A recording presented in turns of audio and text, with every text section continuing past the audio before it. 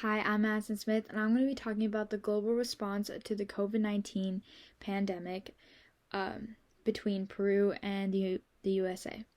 So, both schools went straight online. We were luckily at the end of the school year, so there wasn't as much to do, even though we did have AP testing coming around.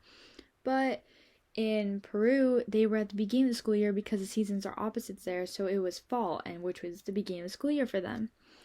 Um, but that was in a way kind of good because it was colder, so they didn't need the beaches to be open, which leads to my next point that their beaches were not open or the restaurants. And still to this day, they are not open, either of those.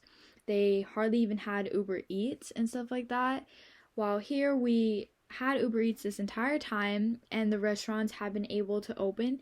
In California and specifically San Diego, we've had to have outdoor dining in order to keep your restaurant open. And our beaches are completely open here. They do want you to wear a mask and to be social distancing between other families. But if you go to the beach, you notice that a lot of people aren't social distancing or wearing a mask, which could be part of the reason why our cases have gone up. Another thing is the US has never had a curfew this entire time, while in Peru they did have a curfew at the beginning of the pandemic, and then they were doing better, so they got rid of the curfew, but then they just had to bring the curfew back because they're now doing worse. So they have a curfew from 10 p.m. to 4 a.m. and to hopefully slow down the cases of COVID in Peru.